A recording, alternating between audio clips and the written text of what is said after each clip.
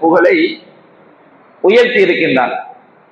அல்லாஹ் ரப்பல் ஆலமீன் zikr என்று சொன்னால் புகழ், நினைவு. நபிகள் நாயகம் ஸல்லல்லாஹு அலைஹி வஸல்லம் அவங்கள நினைத்து பார்ப்பதே அல்லாஹ் ரப்பல் ஆலமீன் அவர்களுக்கு செய்த மிகப்பெரிய ஒரு பாக்கியமாக, அருள்குடையாக அல்லாஹ் ஆக்கியிருக்கின்றான். நபிகள் நாயகம் ஸல்லல்லாஹு அலைஹி வஸல்லமுடைய புகழை அல்லாஹ் உயர்த்தியுள்ளான் என்பதை நாம் அன்றாடம் பார்க்கின்றோம். ஒவ்வொரு தொழுகைக்கும் பாங்கு சொல்லப்படும் பொழுது பள்ளிவாசலுடைய உயரத்திலே ஒலிக்கிறது, அஷ்ஹது அல்லா இலாஹ இல்லல்லாஹ் வ அஷ்ஹது அன்ன முஹம்மதர் ரசூலுல்லாஹ். வணக்கத்திற்குரியவன் அல்லாஹ்வை தவிர யாரும் இல்லை, முஹம்மது ஸல்லல்லாஹு அலைஹி வஸல்லம் அவர்கள் அல்லாஹ்வுடைய தூதராக இருக்கின்றார்கள். நபிகள் நாயகம் ஸல்லல்லாஹு அலைஹி வஸல்லம் அவருடைய பெயர் உலகம் முழுவதும் ஐங்கால தொழுகையிலும் ஒலித்துக் கொண்டே இருக்கிறது. 24 மணி நேரமும் ஏதாவது ஒரு பகுதியில பாங்கு சொல்லப்பட்டு கொண்டே இருக்கிறது. ஏன்னா அல்லாஹ் ரப்பல் ஆலமீன் பூமியை உருண்டையாக படைத்திருப்பதனால் இப்ப நம்ம இஷா வக்தை அடைந்திருக்கின்றோம். இப்பொழுது ஒரு பகுதியில இஷா வக்துக்குள்ள நுழைவாங்க, அங்கு பாங்கு சொல்லப்படும். ஒரு இடத்துல துஹர் வக்துக்குள்ள நுழைவாங்க, அங்கு பாங்கு சொல்லப்படும். இப்படி உலகம் முழுவதும் 24 மணி நேரங்கள்லையும் நபிகள் நாயகம் ஸல்லல்லாஹு அலைஹி வஸல்லம் உடைய பெயர் ஒலித்துக் கொண்டே இருக்கிறது. அதே போன்று நாம தொழுகிறோம். எந்த தொழுகை எடுத்துக்கிற கடமையான தொழுகையா இருக்கட்டும், ஜனாசா தொழுகையா இருக்கட்டும், சுன்னத்தான தொழுகையா இருக்கட்டும், அத்தஹியாத் இருப்புல நம்ம என்ன செய்யறோம்? நபிகள் நாயகம் ஸல்லல்லாஹு அலைஹி வஸல்லம் அவங்களுக்கு அல்லாஹ் கிட்ட சலாத்தை கேட்கிறோம். நபிகள் நாயகம் ஸல்லல்லாஹு அலைஹி வஸல்லம் மேல நம்ம ஸலவாத் கேட்கிறோம். அஸ்ஸலாமு அலைக்க ஐயுஹன் நபியு, நபியே உங்கள் மீது அல்லாஹ்வுடைய சாந்தி உண்டாகட்டும். நபிகள் நாயகம் ஸல்லல்லாஹு அலைஹி வஸல்லம் நம்ம நினைச்சு பார்க்கிறோம். ஸலவாத் ஓதுறோம். அல்லாஹும்ம ஸல்லி அலா முஹம்மத் வ அலா ஆலி முஹம்மத் கமா ஸல்லைத அலா இப்ராஹிம் வ அலா ஆலி இப்ராஹிம் இன்னக ஹமீதும் மஜீத். அல்லாஹும்ம பாரிக் அலா முஹம்மத் வ அலா ஆலி முஹம்மத் கமா பாரக்த அலா இப்ராஹிம் வ அலா ஆலி இப்ராஹிம் இன்னக ஹமீதும் மஜீத். இறைவா, இப்ராஹிம் அலைஹிஸ்ஸலாம் அவங்களுக்கும் அவங்க குடும்பத்துக்கும் நீ அருள் புரிந்ததை போன்று முஹம்மது ஸல்லல்லாஹு அலைஹி வஸல்லம் அவர்களுக்கும் அவருடைய குடும்பத்திற்கும் நீ அருள் புரிவாயா.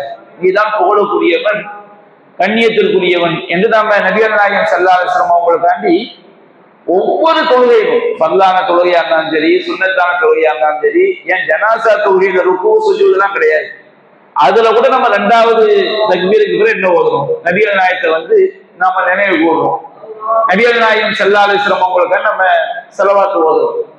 உலகத்துல கோடான கோடான கோடான முஸ்லிம்கள் இதை ஓதிக்கொண்டே இருக்கிறார்கள். நாம எந்த ஒரு செயலை செஞ்சாலும், ஒரு மார்க்கத்துல ஒரு அமல்னு வச்சுக்கிட்டு, ஒரு அமல், ஒரு நற்காரியம் என்று சொன்னால் அது ஏற்றுக்கொள்ளப்படணும்னா 2 நிபந்தனை. ஒண்ணு மன தூய்மை, இன்னொன்று நபிகள் நாயகம் ஸல்லல்லாஹு அலைஹி வஸல்லம் காட்டி தந்த முறைப்படி செய்வது.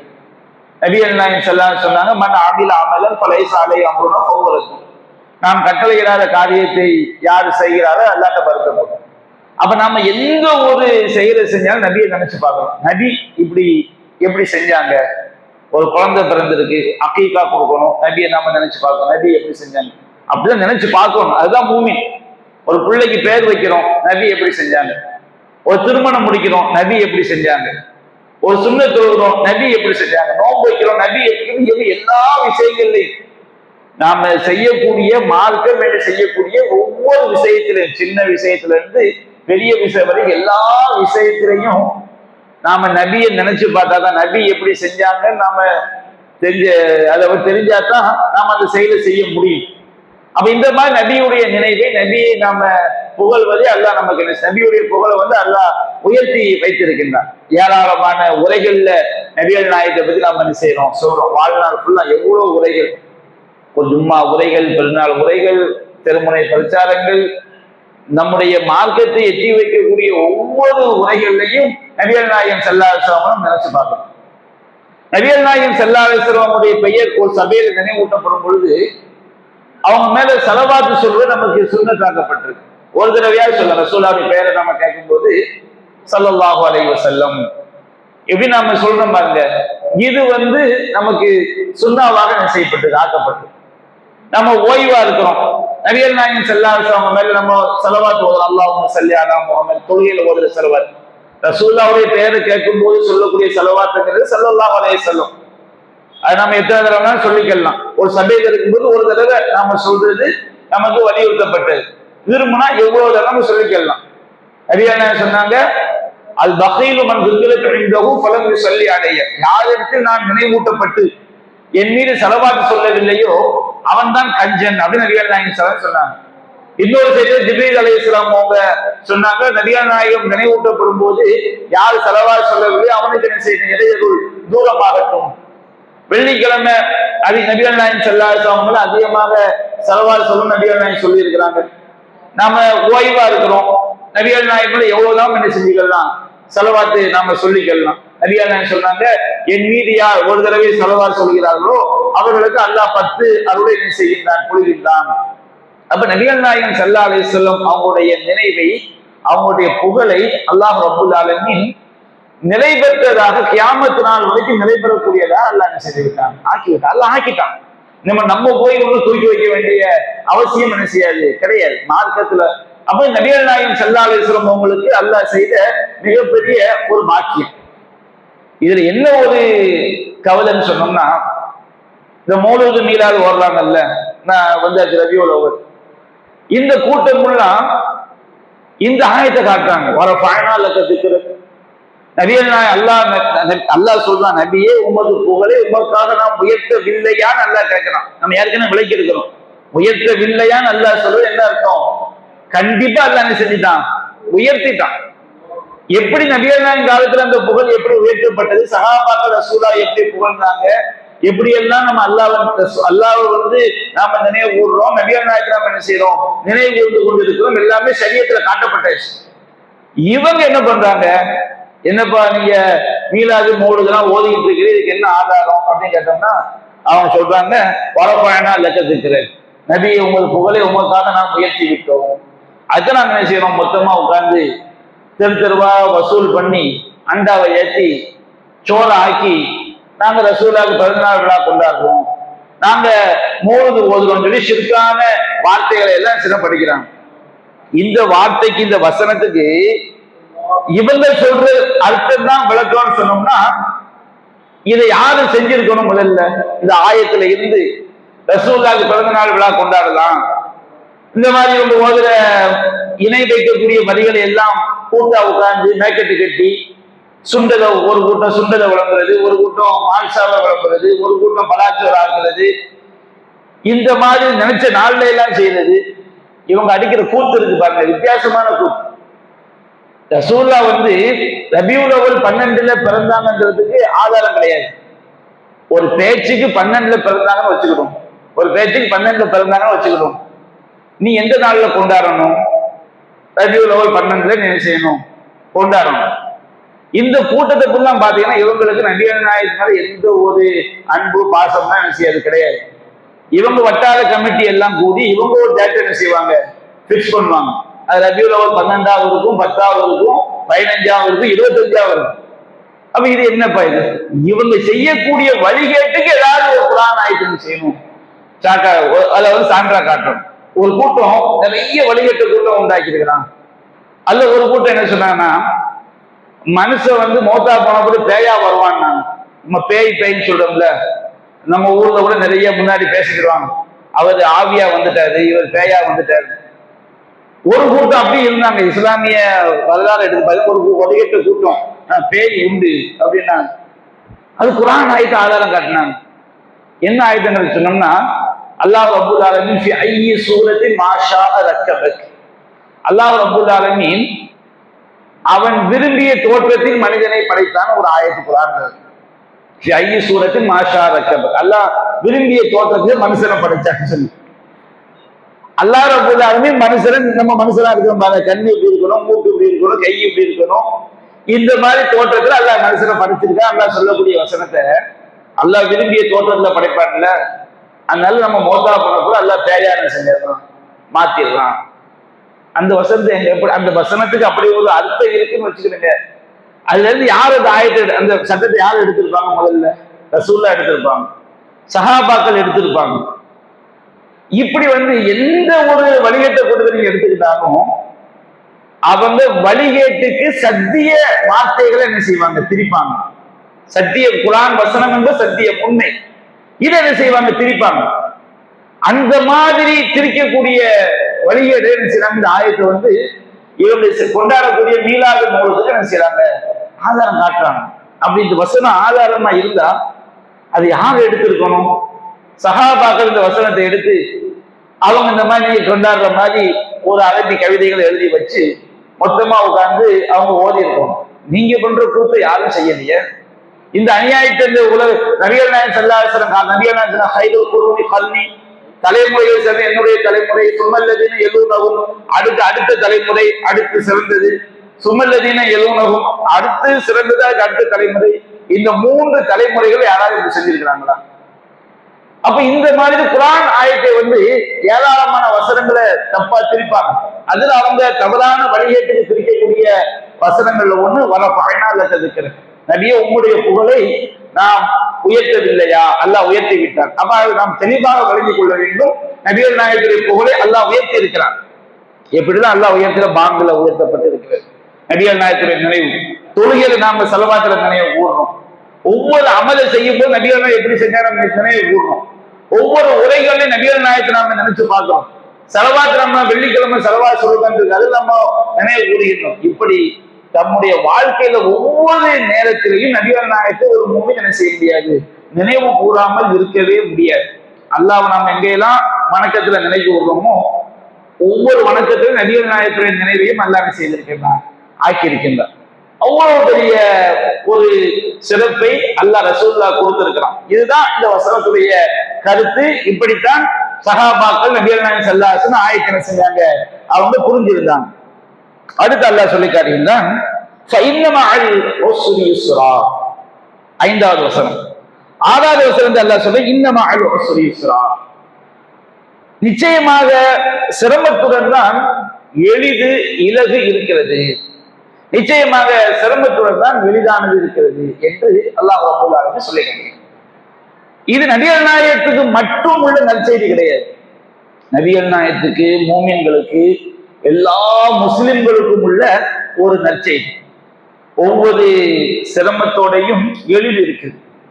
நபிகள் நாயகம் ஸல்லல்லாஹு அலைஹி வஸல்லம் அவங்க நோக்கி அல்லாஹ் சொல்றான், மக்கா வாழ்க்கையில பல்வேறு பாக்கியங்கள் அல்லாஹ் சொல்றான். உம்முடைய உள்ளத்தை உமக்கு நாம் விரிவாக்கவில்லையா, உம்முடைய பாவங்களை நாம் மன்னிக்கவில்லையா, உம்முடைய புகழை உயர்த்தவில்லையா அல்லாஹ் சொல்லிட்டு அடுத்த ஒரு பாக்கியம் அல்லாஹ் சொல்றான், இன்னமா அல் உஸ்ரி யுஸ்ரா. நபிகள் நாயகம் மக்கா வாழ்க்கையில சிரமப்பட்டு கொண்டிருக்கக்கூடிய காலகட்டத்தில் ஆயத்திருந்தது.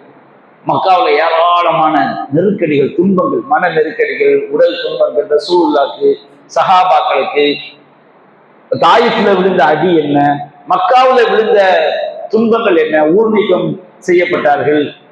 அபூதாலிப் பள்ளத்தாக்குல ஊர் நீக்கம் செய்யப்பட்டு பல மாதங்கள் வறுமையில உணவில்லாம என்ன செய்ய வாடினாங்க. சஹாபாக்கள் பல கஷ்டங்களை பட்டாங்க. மதீனா வாழ்க்கைக்கு வந்த முனாஃபிக்குகளால் ஏராளமான துன்பங்கள். அப்ப அல்லாஹ் சொல்றான், இந்த துன்பங்களை எல்லாம் அல்லாஹ்வுக்காண்டி நாம சந்திக்கும் பொழுது, நபிகள் நாயகம் சந்திச்சாங்க, சஹாபாக்கள் சந்திக்கும் பொழுது ஒவ்வொரு துன்பத்தோடையும் அல்லாஹ் என்ன செய்திருக்கிறான், ஒரு எளிதை அல்லாஹ் வைத்திருக்கிறான், ஒரு இலகுவை. துன்பம் என்றாலே அதுக்கு அடுத்து ஒரு மூமினுக்கு ஏற்படக்கூடிய ஒவ்வொரு துன்பத்துக்கு பிறகும் அங்க ஒரு எளிது இருக்கிறது, ஒரு இலகு இருக்கிறது என்பதை நம்முடைய மனதில் நாம் நன்றாக பதிய வைத்துக் கொள்ளணும். இது 2 விஷயத்துல இருக்கு.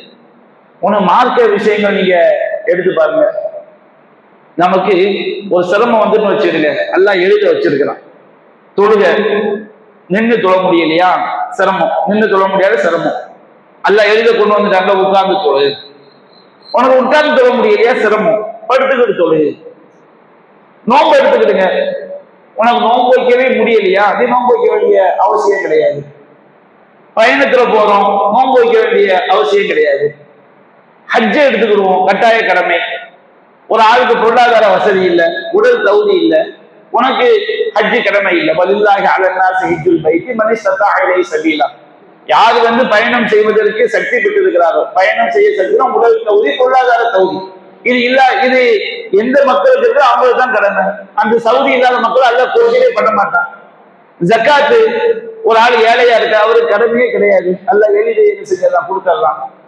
ஹஜ்ஜு இருக்குது, ஹஜ்ஜை நம்ம சொல்லிட்டோம். அப்ப இப்படி மார்க்கத்துல எந்த சட்டத்தை நீங்க எடுத்துட்டு பாருங்க, மார்க்க சட்டங்களை பத்தி அல்லாஹ் சொல்லும்போது நம்ம ஈஸியா சொல்லிட்டான். லா யுகல்லிஃபுல்லாஹு நஃப்ஸன் இல்லா உஸ்ஸஹா. அல்லாஹ் எந்த ஆத்மாவும் என்ன செய்ய மாட்டான், சக்திக்கு மீறி அல்லாஹ் நிர்பந்திக்கவே மாட்டான். எந்த ஒரு சிரமம் நமக்கு மார்க்க சட்டத்துல வந்துட்டாலும் அதுல அல்லாஹ் என்ன செஞ்சிருக்கிறான், ஒரு லேச வச்சிருக்கிறான். மார்க்கத்துல மார்க்கத்துக்காண்டி சிரமம் என்பது அல்லாஹ் என்ன செய்யவில்லை, ஆக்கவே இல்லை. அல்லாஹ் ரப்பல் ஆலமீன் மார்க்கம் என்பதே ரொம்ப எளிதானது. மா ஜஅலல்லாஹு ஃபீ தீனிக்கும் மின் ஹர்ஜ். இந்த மார்க்கத்துல அல்லாஹ் ரப்பல் ஆலமீன் உங்களுக்கு எந்த விதமான சிரமத்தை ஆக்கல. நமக்கு உண்மையிலே முடியாம போச்சுன்னா அல்லாஹ் என்ன செய்ய மாட்டான், அது நமக்கு கொஸ்டின் பண்ண மாட்டான். பன்றி இறைச்சி ஹராம், ஒரு ஆள் பசி கொடுமையில என்ன செஞ்சாரு, பன்றி இறைச்சியை சாப்பிட்டாரு, அல்லாஹ் கேள்வி கேட்க மாட்டான். நபிகள் சொல்லிட்டாங்களா இல்லையா, என்னுடைய உம்மத், என்னுடைய சமுதாயம் நிர்பந்தத்துல செய்யக்கூடிய எந்த விஷயம் ரொம்ப தெரியும். நம்ம நிர்பந்தத்துல செய்யறோமா நடிக்கிறோமா, நிர்பந்தத்துல செய்யக்கூடிய எந்த ஒன்றுக்கும் அல்லாஹ் என்ன கிடையாது, கொஸ்டின் கிடையாது. இந்த மார்க்கம் அவ்வளவு எளிதான மார்க்கம். இன்னொன்று நம்முடைய கலாக்கது விதி, நமக்கு ஏற்படக்கூடிய ஒவ்வொரு சிரமத்துக்கு பிறகு அல்லாஹ் என்ன செய்வான், ஒரு எளித தருவோம். ஆனா நம்ம எளிதுனா என்னங்க நம்ம விளைவிக்கும். இப்போ உலகத்தில் ஏற்படக்கூடிய சிரமம் இருக்கு பாருங்க, வறுமை. வறுமையில அல்லாஹ் நமக்கு எளிதை தருவான். சிரமம், வறுமை என்பது கஷ்டம், நோய் என்பது கஷ்டம். இந்த மாதிரி சிரமங்கள்ல அல்லாஹ் நமக்கு எளிதை தருவான்னு சொன்னோம்னா அது நம்ம உணர்ந்து கொள்ளக்கூடிய வகையிலும் இருக்கும். நம்ம கண்ணால பார்க்கிற மாதிரி இருக்கும். இன்னொன்று கண்ணால் பார்க்க முடியாது, நம்ம உள்ளத்தால் அனுபவிக்கிற வகையில இருக்கும். உதாரணத்துக்கு எடுத்துக்கிறேங்க, ஒரு வறுமை, கடுமையான வறுமையில ஒரு ஆள் வாழ்றாரு. அவர் அல்லாஹ் சொன்னபடி அவரு அல்லாஹ் ரப்பல் ஆலமீன் சிரமம் வந்துருச்சு, அல்லாஹ் எளித கொடுப்பான். ஒரு மூமினுக்கு எப்படி எளித கொடுப்பான், செல்வ செழிப்பா அல்லாஹ் கொடுத்தாரு. கண்ணால பார்க்கலாம், ரொம்ப கஷ்டப்பட்டாரு. இன்னைக்கு அல்லாஹ் என்ன செஞ்சிருக்கிறான், அவரை ஒரு நல்ல செல்வத்தை அல்லாஹ் கொடுத்து நல்லபடியா அவர் இருக்கிறாரு. ஒரு சிரமத்துக்கு பிறகு ஒரு எளிது.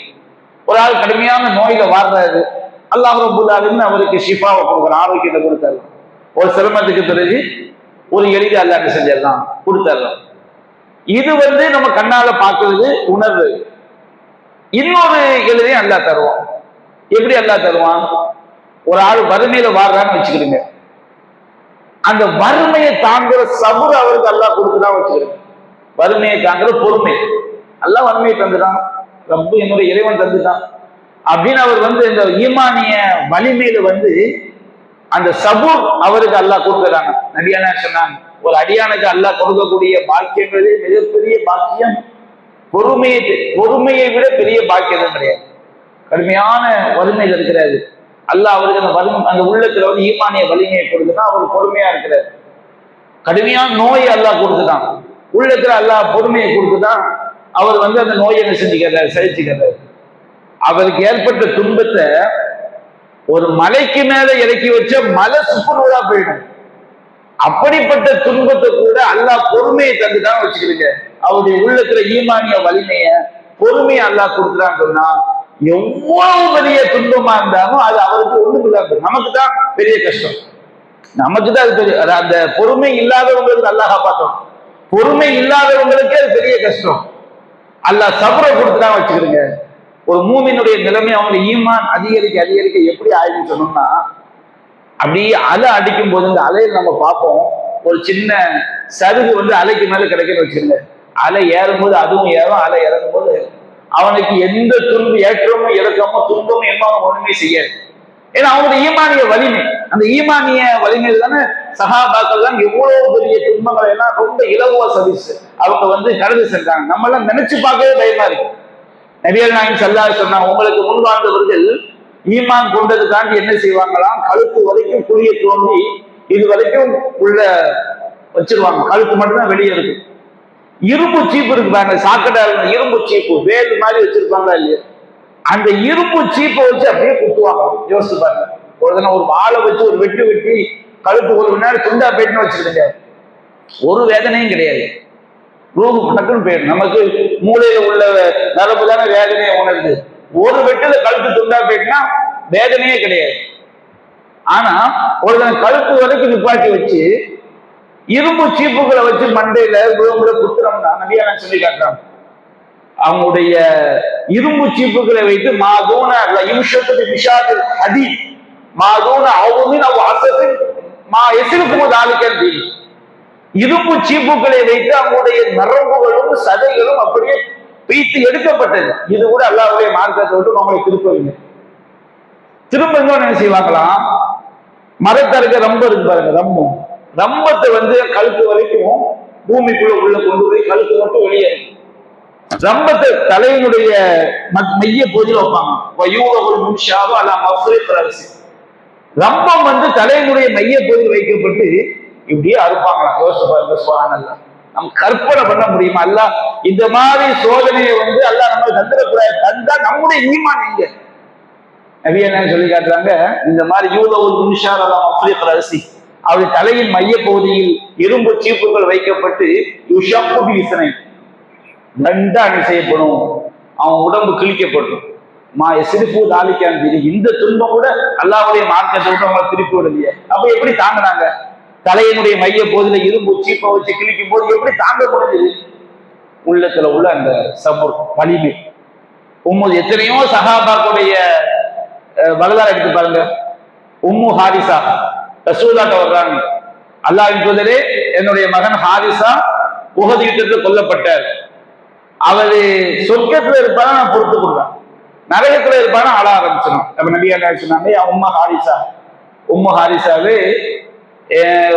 அபுனக அசாபல் ஃபிர்தௌஸ் அலா, உங்களுடைய மகன் ஜன்னத்துல் ஃபிர்தௌஸ் என்ற உயர்ந்த சொர்க்கத்தில் இருக்கிறான். அப்படியே சந்தோஷமா திரும்பி போனாங்க. எத்தனை மாயிஸ் ரலியல்லாஹு அன்ஹு விசாரணை பண்ணிட்டாங்க. கல்லடி தண்டனை அவங்க அப்படியே வாங்கி உயிரை விட்டாங்களே. அவங்க உள்ளத்துல உள்ள அந்த பொறுமை, சபு, தக்குவா, இறையச்சம். அப்ப ஒவ்வொரு துன்பத்துக்கு பிறகும் இன்பம் இருக்கிறது, எளிது என்பது இருக்கிறது. ஆனால் கண்டிப்பாக நாம படக்கூடிய நாம செய்யக்கூடிய ஒவ்வொரு உழைப்பும், ஒரு மூமின் படக்கூடிய ஒவ்வொரு கஷ்டமும் வீணா போறது கிடையாது. அது நம்ம மனசுல வைத்துக் கொள்ள வேண்டும். இது மிகப்பெரிய இஸ்லாம் நமக்கு சொல்லக்கூடிய, அல்லாஹ் நமக்கு சொல்லக்கூடிய மிகப்பெரிய ஒரு நற்செய்தி. இன்னொன்னு, அரபி மொழியிலையும் தமிழ் மொழியிலையும் சில விஷயங்கள் அரபி மொழியில உள்ளது தமிழ்ல சொல்ல முடியாது. இப்ப நம்ம தமிழ்ல குறிப்பு பெயர் சொல், குறிப்பில்லாத பெயர் சொல் இருக்கு. இப்போ அந்த மனிதர் வந்தார், அந்த மனிதர்னா குறிப்பான பெயர், குறிப்பிட்ட ஆளுதான் அந்த மனிதன் சொல்ல முடியும். இந்த வீடு, அந்த வீடு அப்படின்னா குறிப்பான ஒரு வீட்டுல சொல்ல முடியும். ஒரு ஊர்ல ஒரு ராஜா அப்படின்னு சொன்னோம்னா அது குறிப்பில்லாத ஒரு பெயர் சொல். ஒரு ஊர்ல ஒரு ராஜா, இங்க ஒரு டாக்டர் இருக்காரு, இங்க இவர் டாக்டரை குறிப்பாயிரும். இங்க ஒருவர் டாக்டர் அப்படின்னு வச்சிருக்க, அது குறிப்பில்லாத ஒரு பெயர் சொல். அரபி மொழியில குறிப்பில்லாத பெயர் சொல் திரும்ப திரும்ப வந்தா முதல் பெயர் சொல் ஒரு கருத்தை தரும், இன்னொரு பெயர் சொல் இன்னொரு கருத்தை தரும். இப்ப இந்த இடத்துல பாருங்க, அந்த துன்பம் அப்படின்னு நல்லா சொல்றோம். அந்த துன்பம் என்பது குறிப்பான ஒரு பெயர் சொல். அந்த துன்பம் அல்லது இந்த துன்பம், அது அந்த கஷ்டம், இந்த கஷ்டம் அப்படி அல்ல. எந்த கஷ்டத்தை சொல்றான்? நபிகள் நாயகம் ஸல்லல்லாஹு அலைஹி வஸல்லம் அவங்களும் சஹாபாக்களும் படக்கூடிய ஒரு கஷ்டம். இந்த கஷ்டத்துடன் இஸ்ரா, இஸ்ரா என்பது குறிப்பிட்ட ஒரு பெயர் சொல். ஒரு எளிது இருக்கிறது, இந்த துன்பத்தோடு ஒரு எளிது இருக்கிறது, ஒரு இலகு இருக்கிறது. திரும்ப அல்லாஹ் சொல்றான், இன்னமஅல் உஸ்ரி யுஸ்ரா. இந்த துன்பம் திரும்ப ரெண்டாவது சொல்றான். அப்பதான் உசுர்ங்கிற வார்த்தை ரெண்டு தடவை வந்தாலும் அது குறிப்பிட்ட துன்பத்தை தான் குறிக்குது. இந்த துன்பம் அல்லாஹ் சொல்றது, நபிகள் நாயகம் ஸல்லல்லாஹு அலைஹி வஸல்லம் அவங்க படக்கூடிய ஒட்டுமொத்த துன்பம் வச்சுக்கிறேன். குறிப்பிட்ட துன்பத்தை சஹாபாக்கள் படக்கூடிய துன்பம், நபிகள் நாயகம் படக்கூடிய துன்பம். ஆனா யுஸ்ரா என்பது குறிப்பிட்ட பெயர் சொல். இப்ப நம்ம சொல்றோம், தமிழ்ல எப்படி சொல்லுவோம்? ஒரு மனிதர் வந்தார், இன்னொரு ஆளை சொல்லணும்னா இன்னொரு மனிதரும் வந்தார். அப்போ குறிப்பிட்ட பெயர் சொல்ல முதல்ல சொல்லிட்டு திரும்ப அதை குறிப்பிட்ட பெயர் சொல் இன்னொரும் சேர்க்கணும். இந்த பிரச்சனைக்கு ஒரு தீர்வு இருந்தது, இந்த பிரச்சனைக்கு இன்னொரு தீர்வும் இருக்கிறது. நம்ம முதல்ல ஒரு குறிப்பிட்ட பெயர் சொல்ல கொண்டு வந்துட்டு அடுத்து ஒரு குறிப்பிட்ட பெயர் சொல்ல கொண்டு வர இன்னொரும் சேர்க்கணும். இந்த பிரச்சனைக்கு ஒரு தீர்வு இருக்கிறது, இந்த மருந்தில் ஒரு நோய்க்கு நிவாரணம் இருக்கிறது, இன்னொரு நோய்க்கும் நிவாரணம் இருக்கிறது. நம்ம தமிழ் மொழி அப்படிதான் கொண்டு வர முடியும். முதல்ல ஒரு நோய் அப்படின்னு சொல்லுவோம், திரும்ப ஒரு குறிப்பில்லாம இன்னொரு நோய் சொல்லுவோம். அரபி மொழி அப்படி கிடையாது. ஜாரஜுலும், ஒரு மனிதர் வந்தார், சும்மா ஜாரஜுலும், அதே ஜாரஜுலும் ஒரு மனிதர் வந்தார், சும்மா ஜாரஜுன் அப்படின்னு சொல்லணும்னா பிறகு இன்னொரு மனிதர் வந்தார். அதே வார்த்தை முதல் ரஜினுக்கு ஒரு மனிதர், தமிழ்ல ஒரு மனிதன் மொழிபெயர்க்க முடியும். இரண்டாவது வரக்கூடிய குறிப்பிட்ட பெயர் சொல்றது பாருங்க, தமிழ்ல எப்படி மொழிபெயர்க்க முடியும்? இன்னொரு மனிதர் வந்தார்.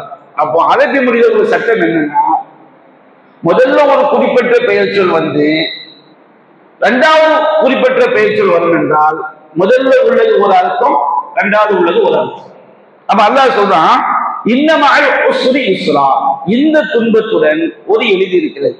இன்னமஅல் உஸ்ரி யுஸ்ரா, இந்த துன்பத்துடன் ஒரு எளிது இருக்குன்னா முதல்ல உள்ள எளிது வேறு, இரண்டாவது உள்ள எளிது வேறு. அப்புறம் என்ன அர்த்தம்? பொதுவா ஒரு துன்பம் நமக்கு வருதுன்னு வச்சுக்கிடுங்க, அல்லாஹ் தரக்கூடிய எளிது என்பது ஏராளமா இருக்கும். உதாரணத்துக்கு அய்யூப் அலைஹிஸ்ஸலாம், அவங்க அல்லாஹ் கடுமையான நோயினால அல்லாஹ் சோதிச்சார். ரப்பி அன்னி மஸ்ஸனி யதுர்ரு வ அன்த அர்ஹமுர் ராஹிமீன், இறைவா எனக்கு நோய் ஏற்பட்டு விட்டது, கருணையாளருக்கெல்லாம் கருணையாளன். அய்யூப் நபியோட நோய் அந்த குர்ஆன் ஆயத்தை சிந்திக்கும் போது மனைவி மக்களே பக்கத்துல உட்கார முடியாத அளவுக்கு ஒரு நோய், அவங்கள விட்டுட்டு போயிட்டாங்க, தனியா மாட்டிக்கிட்டாரு. அவ அல்லாஹ் சொல்லி காட்டுறான், அவருக்கு அல்லாஹ் வந்து அல்லாஹ் கேட்கிறாரு, அன்னி மஸ்ஸனி யதுர்ரு, இறைவா எனக்கு கடுமையான துன்பம் வந்துடுச்சு, நீ கருணையாளருக்கெல்லாம் கருணையாளன், என்னை காப்பாத்தியாதான் கேட்டவன அல்லாஹ் சொல்றான், அவருக்கு நாம் பதிலளித்தோம், அவருக்கு ஏற்பட்ட நோயை போக்கினோம், அவருடைய குடும்பத்தை அவருக்கு கொடுத்தோம், நோயை அல்லாஹ் ஷிஃபாவாக்கிட்டான். இது ஒரு யுசுப், ஒரு எளிது. அடுத்து அல்லாஹ் என்ன செஞ்சான், பிரிஞ்சு போன குடும்பம் இருக்கா இல்லையா, அந்த குடும்பத்தை அல்லாஹ் கொண்டு வந்துட்டான். ஒரு மிஸ்லவும் ஆகும். அதே போல இன்னொரு குடும்பத்தையும் அல்லாஹ் என்ன செஞ்சான், அவருக்கு அல்லாஹ் கொடுத்தான். அப்போ ஒரு துன்பம், அந்த துன்பத்தை அவங்க பொறுத்துக்கிட்டாங்க, அவங்களுக்கு எத்தனை இன்பம் கிடைக்கும், எத்தனை எளிது கிடைக்கும் பாருங்க. நோய் நீங்குது, அல்லாஹ் என்ன செய்கின்றான், அவங்க மனைவி மக்களை பிரிஞ்சு போன மனைவி மக்களை அல்லாஹ் கொண்டு வந்தார். அது போல இன்னொரு குடும்பத்தையும் அல்லாஹ் என்ன செய்யணும் கொடுக்கின்றார். அவர் சிறந்த அடியாராகவும் என்ன செய்யணும் மாறினார். அப்ப அல்லாஹ் ரப்பல் ஆலமீன் நமக்கு இறைவன் இந்த வசனங்களின் மூலமாக இறைவன் நமக்கு சொல்றான், நமக்கு இந்த துன்பங்களை நாம் பொறுத்துக் கொள்ளும் போது அல்லாஹ் காட்டிய அடிப்படையில், நபிகள் நாயகம் காட்டிய அடிப்படை துன்பங்களை பொறுத்துக் கொள்ளும் போது அதுக்கு பிறகு இலகு இருக்கிறது. 2 தடவை அல்லாஹ் சொல்வதெல்லாம் என்ன வழங்கிக்கணும், 2 இலகுன்னு வழங்கிடக்கூடாது.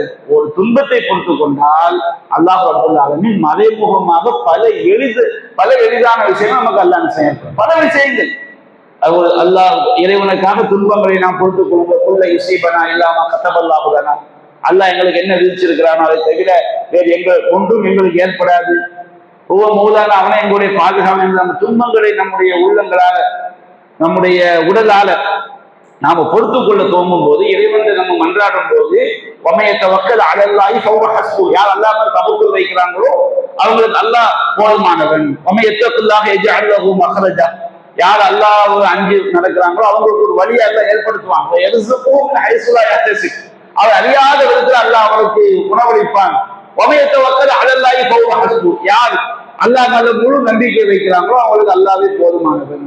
அப்ப நம்ம அல்லாஹ் மேல முழுமையான தவக்குல் வைக்கும் போது, பாவமான காரியங்களுக்கு செல்லாம அல்லாஹ் நம்ம பிரார்த்தனை செய்யும் போது அல்லாஹ் நமக்கு தரக்கூடிய அந்த நிவாரணம் இருக்கு பாருங்க, அது ஒரு நிவாரணமா இருக்காது, ஒரு எளிதா இருக்காது, ஏராளமான நன்மைகள் அதுல என்ன செய்யும், நிறைந்து அதுல இருக்கும். அதுதான் அல்லாஹ் நமக்கு என்ன செய்யலாம் சொல்லி காட்டுகின்றார்.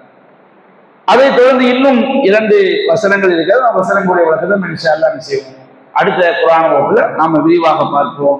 வாஹிரு தஅவானா அல்ஹம்துலில்லாஹி ரப்பில் ஆலமீன்.